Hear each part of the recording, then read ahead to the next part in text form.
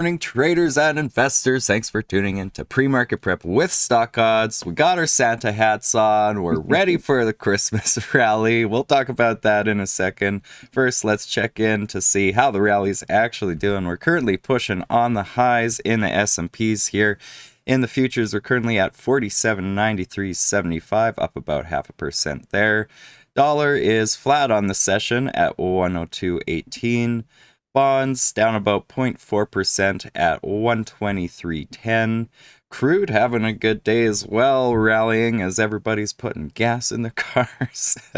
Not like that's the only thing that's affecting it, but up 2.6% at 73.66 in crude there.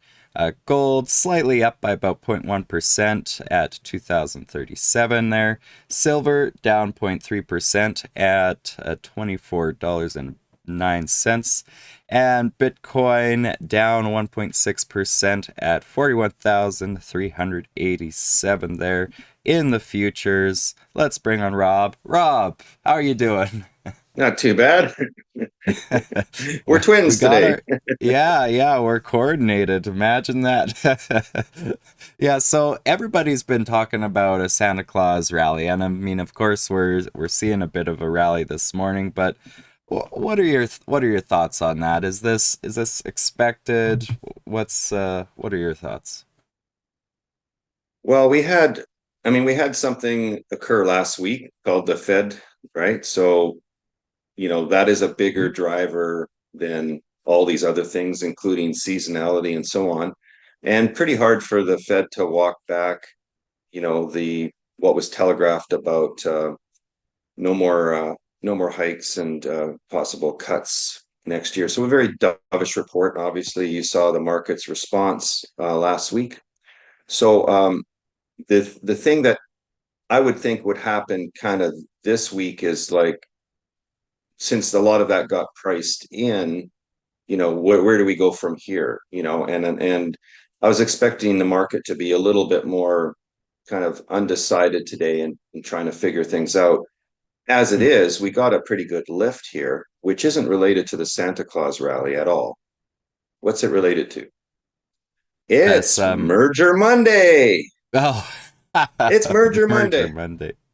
So about $40 billion worth of mergers were announced today. You did have the, Adobe drop its merger intentions, but that was just a smaller deal anyway. But I mean, you've got a cash deal, for example. Nippon Steel is buying U.S. Steel. That's a Yep. big deal. I Mm-hmm. mean, that was 40% premium that's being paid. So double what Cleveland Cliffs was offering. And so, you're sort of getting that bidding war element, right? So that creates a bit of animal spirits. And, just so you guys look at things from an opportunity perspective. I mean, if you get an announcement over the weekend, which is often the case, that's why we call it Merger Monday. Um, you're going to right away see what industry it's in, and then you're going to go look at the components. So in looking at some of those components that are in the steel industry, there was some amazing uh mid cap stuff that you know could have great sympathy trades. And I know Dennis Dick, for example, talks a lot about sympathy trades, and it's one way to not be trading the primary story stock, because obviously that already pops. When that stock opens for trading, it's already priced in, the deal plus the risks and all this other stuff. But um, a cash offer is not the same tradability as a stock for stock deal. So this whole deal is cash plus assumption of debt. Um, and 40% premium is pretty significant. So, but that can Mm-hmm. motivate these other stocks. And so some of them, you know, obviously opened up with the US steel premium. So they said, hey, me too. But some of them had a lot more life left in it, in terms of opening at a premium, but then also rallying some more. So there's one type of trade called a sympathy trade, and looking at components that can benefit. Yep. Um, Yeah. and Just look. so Yeah, I'm just popping up Cleveland Cliffs here and a couple others. Yeah, it's yeah, well, providing a lift. Cleveland rallied because it's not the acquirer anymore. I mean, so Hmm. the normal way things work over history here essentially is, if you got an acquirer that's paying a lot of premium for a stock, the acquirer is going to descend in price and the target stock is going to rise in price. Um, and that's not always the case. Sometimes, it's people value the deal positively for both companies, and maybe there's not as much dilution, or maybe it's a mixture of cash and stock or whatever. Or maybe it's a pure cash deal, and so uh, the acquirer actually rallies. It Hmm. In this case, you know, just looking at the deal, U.S. Steel obviously popped, and it's going to then put some enthusiasm that are there other acquirers, because you remember on the last show we mentioned that we should expect a lot of consolidation, that we should Right. expect a lot of mergers. And a lot of mergers are done, before the end of the year, trying to, scramble here to get stuff in place. No But I kidding. think even 2024 will still be a fairly significant year in mergers, much, much more Hmm. so than last year and the year before. What So, makes you say that? well, because of we still, even though that we have a dovish runway here for next year, because it's an election year and looks Hmm. like the monetary policies that are being yacked about are markets viewing that favorably. Hmm. So that's all well and good, but we do not have the guarantee that things are going to go as planned or as telegraphed, right? We don't have a Right. Of guarantee. course. Okay. So that's number one. Number two, the market's already elevated. So Hmm. it's like a lot of these companies have their stock value worth a lot, and can go out and buy other things with the significant, value of their stock, that currency of their stock. And so there's no need to, be dilutive in a sense, like, but I mean, they still might use their stock as currency.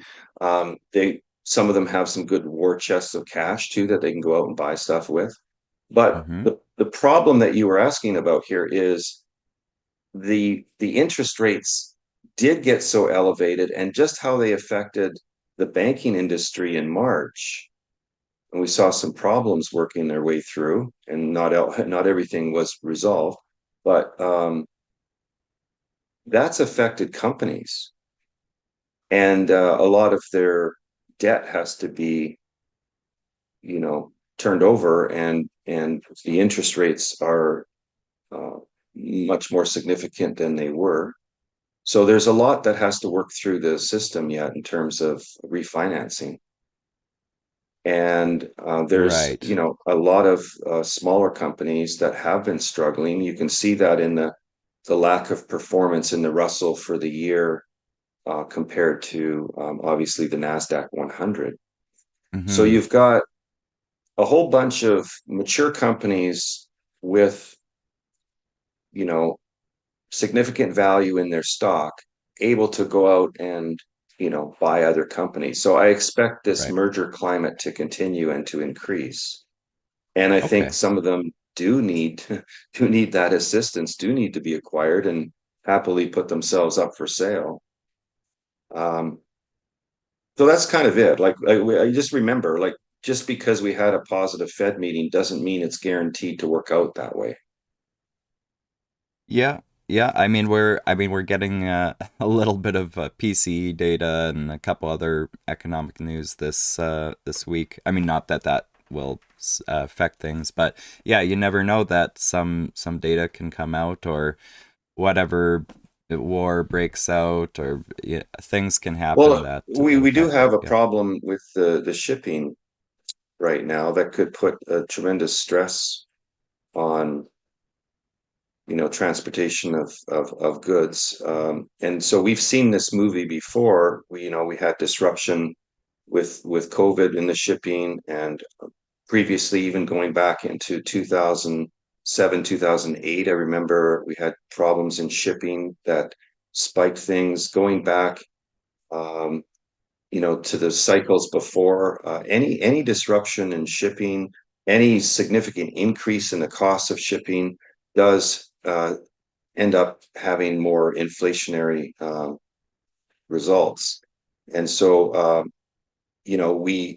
we may have been dropping with inflation, but what if it sort of is like cheering too soon, and we have, like has happened with other country crises before, they thought they had nipped inflation in the bud, and then all of a sudden it spikes again, and we have another big cycle back up. So, is this everything's been going, reasonably well? So that's one possible outcome. Hmm. Another possible outcome is that because of the monetary policies, we all of a sudden become very deflationary, and instead of like sort of having a gradual descent, we have a steep cycle. So I think both of those outcomes are something that has to be considered. Running scenarios, like on one hand, we could have another resurgence of inflation, which makes the Fed's challenge here of cutting rates not possible. Another one is we suddenly start slipping into deflation very, very quickly. Um, and of course, the third option is we go along and we continue to improve, and life, gets better on a lot of levels, just like the gas prices came down for you, and you go, hey, I love driving again. It's a lot better when the prices are, 30% less than they were, right?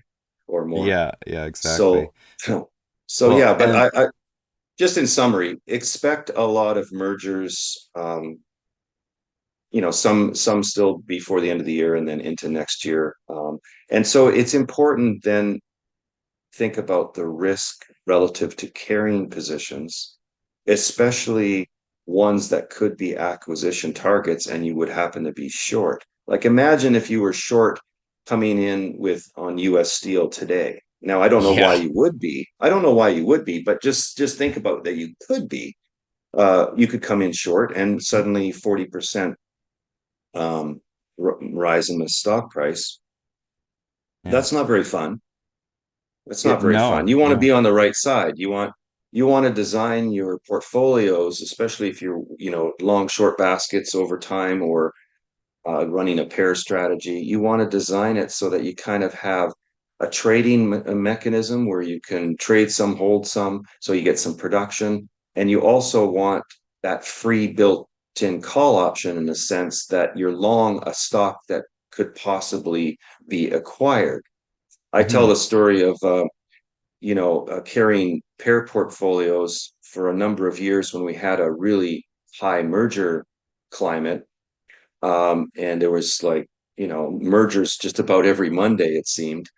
And there was one particular year, there was 28 significant mergers. And I happened to hold long stock in 24 of the 28. Oh, wow. Right. And there was one or two that I was on the wrong side of, but I know what the feeling is of being on the wrong side of it, and I know what the feeling is of being on the right side of it, and I'd rather have the right side of it. so Wouldn't we uh all? so there is like some insights from that. What were the qualities of the things that got acquired? I was just gonna A ask you. lot of Yeah. times, it was, you know, they had no debt. So that becomes an instrument that if an acquirer wants to assimilate that, they could, you know, utilize that to create more debt. And so that would be one thing. Another thing, some of them had pretty good cash war chests. So that, if you can take your stock, you can buy another company and it has a big cash on hand, boom, so that's working capital. Mm-hmm. Um, some of them were struggling, and the price was, an extremely discounted opportunity. And so there are more than one category of conditions that, support an acquisition target. And if you just look through your industries and compare, you can pretty much sort them into the ones that can be the acquirers and the ones that might be the targets.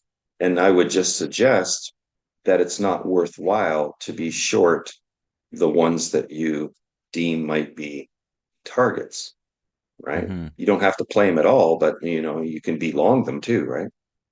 Yes, yeah, In but simple, in it's more simple, in risky. simple terms, if we just say simple terms, a company that has $100 billion market cap is more likely to be the acquirer, and a company that has a $10 billion market cap, like, lots of mid caps out there. Yes. Yes, Mid exactly. cap is 2 billion to 10 billion. So in that area there could be a fair amount of them that could be acquired by that $100 billion company. Mm-hmm. So just in the simple terms, you probably don't want to have it the other way around. You don't want your pair to be long the 100 billion and short the 8 billion. I mean, makes sense, right? Yeah, yes, that makes sense. Another thing that I was thinking of is we've seen, well, especially the last week or so, we've seen a rise in a lot of stocks, but uh, profit taking, or at least tax loss selling, I should say, at the end of the year is usually a big theme. What do you think is going to happen given that there hasn't been a lot of, well, at least larger cap things that have risen lately. So are you expecting to see a lot of tax loss selling or Not really. I mean, no, you don't get usually a lot of tax loss selling prior to November. And what did we have? We had kind of an oversold condition in the market because we hmm kind of hit a peak around July 31st and we sold down to October 31st.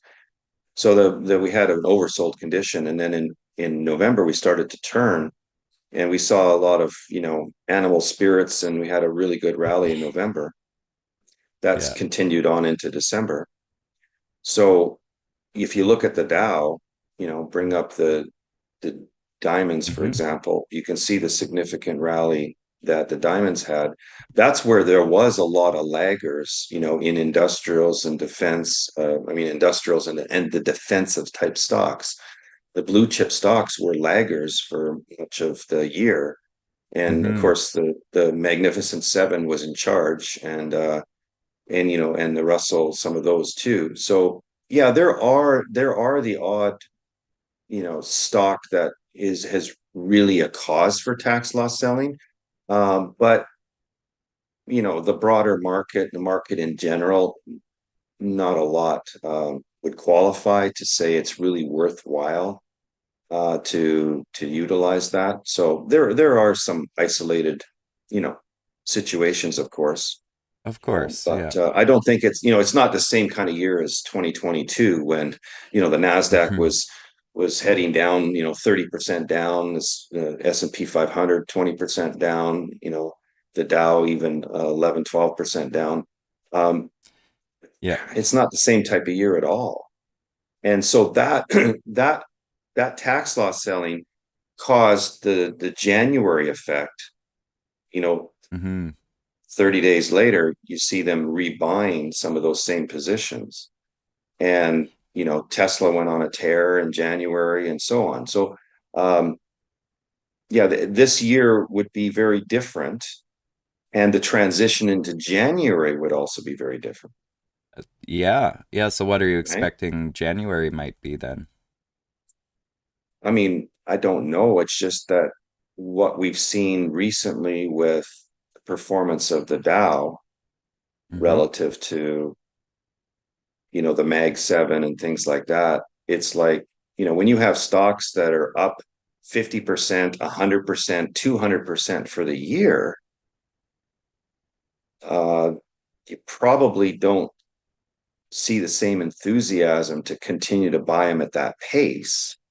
And it's like, well, maybe we should take a little profit and rotate it into something that is a little bit safer. Maybe it's dividend paying. Maybe it's just more reliable overall. Um, I think Hmm. there can be some rotation here. So Okay. the ones that have been more the laggers this year might form better in January. And by laggers, I don't mean they're completely the dogs of the Dow, they're down in the dumps. They Hmm. just didn't keep the pace of the Mag 7 or the Nasdaq 100 or whatever, right? Right. And actually, just in the chat here, Easy Mike pointed out that the SKEW, the Chicago Board Options Exchange, is uh well at is it at its all time high? No, it's not quite at an all time high, but at least it's at 153, which is a bit high. This is a bit beyond. I don't really look at this, but do you have any thoughts on the skew being high there? Well, I mean, we're seeing a decline in volatility. Mm-hmm. And, we talked about it on the podcast last night, Dave and I, that if we don't have a major catalyst that would be, a black swan or extremely disruptive type of scenario, we're probably going to see the VIX declining down towards 8 by April.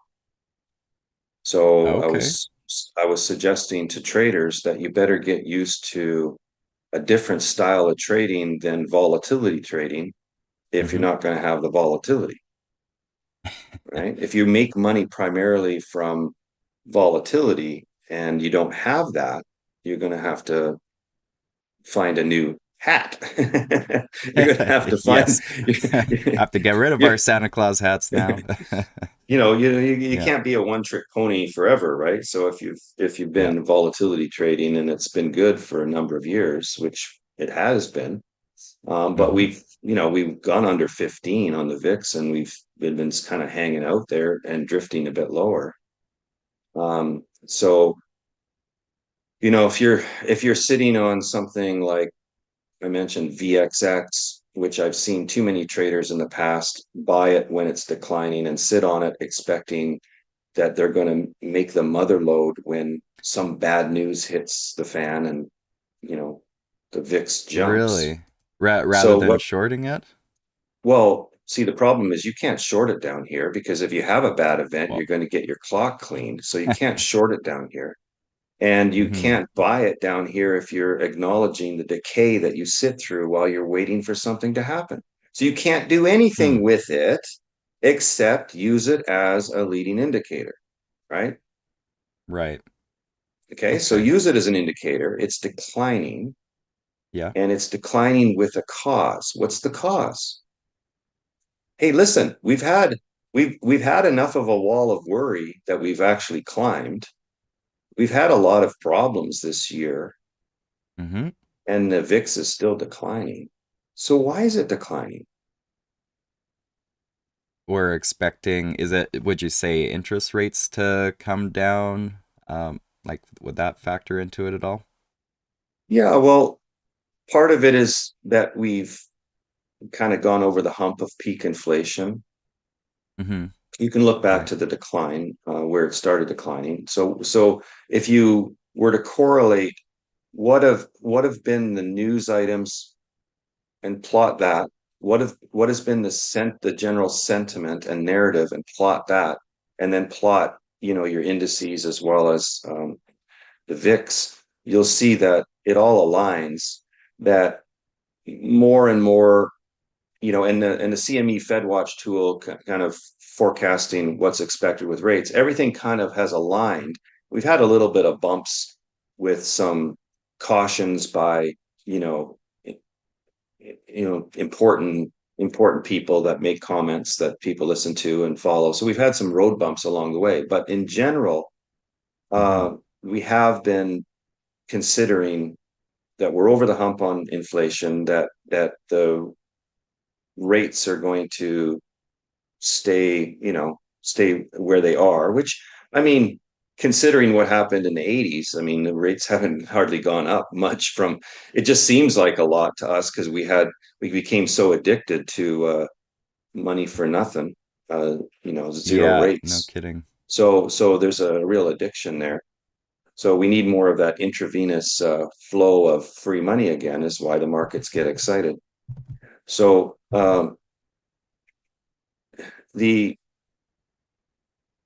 the peak inflation, the forecast of rates not going up and maybe declining. We know we're coming into a presidential election year.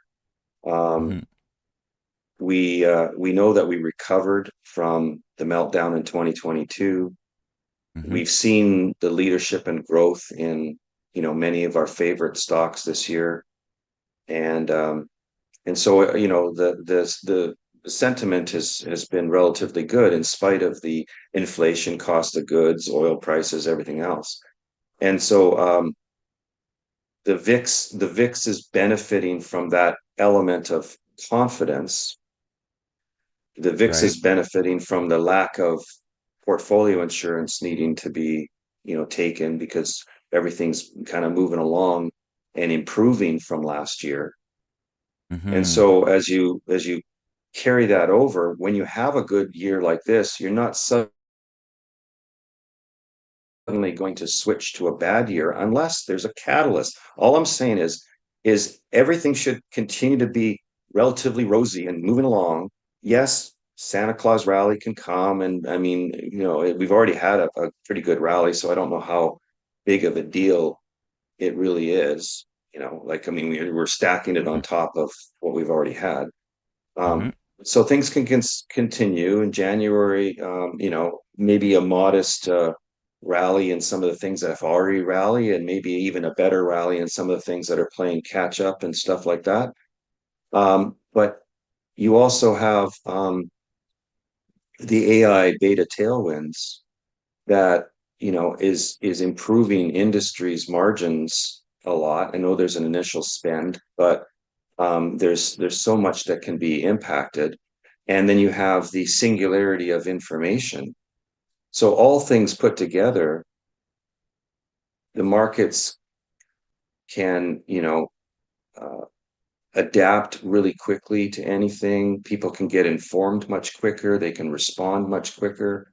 And so I just think that we're in this time of life where, the volatility can continue to decline as markets essentially, I mean, people have market efficient theory versus not efficient Hmm. arguments all the time. But I think in reality and experientially, there's a lot more efficiencies. So there's a lot more noise because there's so many voices and opinions and stuff like that. But in terms of how it actually plays out, there's too many big players all kind of doing the same thing. So that's why I expect it That's to so true. decline unless there's an event that Hmm. is a black swan, because we can figure out, like in this time of year is the time to think about your gray swans, your white swans, and your black swans, right? And for next year. And people Hmm. always get this wrong. If you try to figure out all what the black swans are going to be, you're going to be wrong. We don't Yeah. know. Yeah. You But heard it here first. You stop thinking about reindeer. You got to switch to swans there. that's Sorry, you're fun. going to say something. No, it's fine. It's just that, Yeah. we're going into another year. And I fully expect between now and 2025, there's going to be some big thing that drops and rattles everything. Um, I think that we just don't know. We just can't plan for what it is exactly and when it will happen. Of But course. I mean, you just have to be happen, quick. Yeah, when it does when it happen, does you happen, adjust. here's what's going to happen. The volatility spikes, people Hmm. panic, the crowded trades have big moves because everybody comes out of them, Hmm. right? And then as information gets processed quicker and as the AI component, you know, uh, plays into everything, the volatility collapses more rapidly than it has in the past. Every volatility cycle that we've seen has been getting shorter and shorter lived. So it'll collapse sooner. So if you're a volatility trader, yeah, you got to make hay when the sun's shining. When we get that disruption, you got to go after it. It's not the time to Mm-hmm. sleep. It's the time to, stay up all night if you have to do your homework and get, this is the time to make money. But it will be shorter lived than in past cycles. And and then we Yeah, get that's back an onto. interesting observation. They have been faster cycles here when we do get those events. Um, one So thing, yeah, or- yeah, one thing I want to make sure we talk about is just the light volume heading into the end of the year here. I okay, mean, good point. Good point. Oh, y- so yeah. last week we talked about lower relative volumes because it was the wait and see game for Mm-hmm. the Fed. And we also had a little bit of change. Like, remember the Mag 7 were so hot in November, and then they kind of took a bit of a pause in December. And so there was like a Yeah. little bit of uncertainty whether we were going to, and people were expecting possibly a correction. We talked about 2018, how we had a sudden dramatic pullback then. We know there was problems in the government, blah, blah, all stuff, kinds of stuff going on. We know about the Middle East wars. And so there was this uncertainty. And so the volumes really pulled back. And then last week, volumes spiked again. So we have most of our major sector ETFs and market ETFs had higher relative volume. And that was because of the Fed, you know, injection of adrenaline here. And everybody started trading again. Right. Well, there's And so also our some vol rebalancing of indexes too, right? and then the Yeah. rebalancing and expiration adds to it as well, right? So the volumes Yeah. increased. So going forward, I would expect this Friday to be a bit lighter in volume. This Mm-hmm. the rest of the week should be okay. Friday volume light, and then Monday we're closed, obviously for Christmas, and then Tuesday is Canadian markets and possibly European markets. I can't recall right now, but are closed for Tuesday. But the US markets are open. So I would expect really light volume on Tuesday. So be careful about that. And then for that week too, it is generally lower volumes. And then also when you come into the new year, there's the first 5 days of January seasonality. There's the first day of January, which is the second. January 2nd is the first trading day. But I expect lighter volume on that day too. And even that week, and then the next week, things usually pick up a lot better. Doesn't mean there's not opportunity. It's just, beware of your volumes. It affects your bid ask spread, which affects your cost of, trying to trade and blah, blah, blah, when you're paying the spread. Mm-hmm. It affects the risk that you have when volumes are light. So keep that in mind, okay? Yes, that's all great to keep in mind.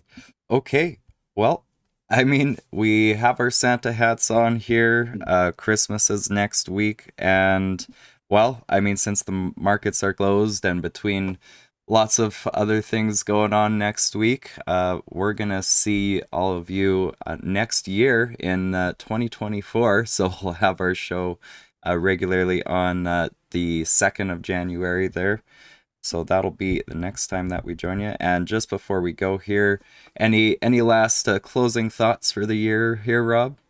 Well, I mean, thank you to anyone that does listen. We appreciate it. And thanks for Yeah. your comments and questions. That's always great to get some participation. And I mean, we're just hoping that some little nuggets along the way help in your trading game, because trading is a very difficult business Mm-hmm. compared to even other traditional businesses. So it's challenging and it's constantly changing. So I've been harping on the discipline element with traders for my whole career, but especially more recently because I've seen some frustrations with how things have changed and declining volatility and so on. And so it when then people get frustrated, sometimes it brings out the gambling nature, and And they all the get a little bit more emotions and well, they get a little yeah. more complacent to risk, and they take shots that they wouldn't that aren't part of their plan. So let's get back to really high level of discipline and be adaptive, but also, be committed to your framework, but adapt as well. If the markets are changing, you have to change with it. So the cheese always moves, and you just got to find, where it is, and been our whole life in the trading world is the cheese is always moving somewhere. So you have to find it. But that doesn't mean that you just, gamble and throw money at it. You got to have a proper plan, right? So work on the Yes. framework. Yeah, I like to think about it as only sticking to, A or A plus setups. You don't want to go for your B's and C's when, you're just taking a stab at it when you don't really have an edge, or you're just trying to make something work. Right. It Right. doesn't turn out that great. Yeah. Uh, So a big thank you to everybody, and season's greetings, Merry Christmas, and Happy New Year, and we'll catch you in the new year with whatever the market wants to do. We'll try to keep you updated. So, Yes, exactly. We'll be here. Yes, thank you all for watching this year. It's been a great year, and thanks to the chat for participating. And yes, TJ Mosley, this is really live. We're here every Monday. Well, it's typically Mondays. Anyways, don't forget there's still the closing print happening at 3:30 p.m. Eastern. Joel and lots of guests will still be on this week, and I believe later next week as well. So stay tuned for that. There's still lots of great content to watch here. And thanks again to you, Rob, for sharing all your wisdom of your decades and decades of market experience at this point. So it's been you're great to welcome. pick your Right. brain. Yeah. Yeah. All All right. right. Well, Well, good working with you too. So thank you for always putting this together and the technology side of it. So yes, of appreciate course. that. And closing out with the S&Ps pushing on the highs. Maybe we should keep going. The longer we talk, Well, the higher it goes. like uh, we were saying about mergers, often I've seen this. The market tends to support a merger environment. So it tends to rally a little bit before a merger's announced, and it tends to rally with mergers announced. It just seems the whole industry is very supportive, and why the stock market essentially came to be is to finance companies, to help the business climate. So you have to always remember that it's very pro buying, very mhm. you know excited about these types of things. So yeah, Merger Monday, here we are, and maybe we'll get a Santa Claus rally after all. But over and out. Yes. Have a good All right. Yeah, yes. Have a good week, have a good week. Have everybody. a good trading And day. Yeah. yeah, S&P's here, 47.96 in the futures, up about 0.6% here. Josh and Rob signing off, and we'll see you all next year.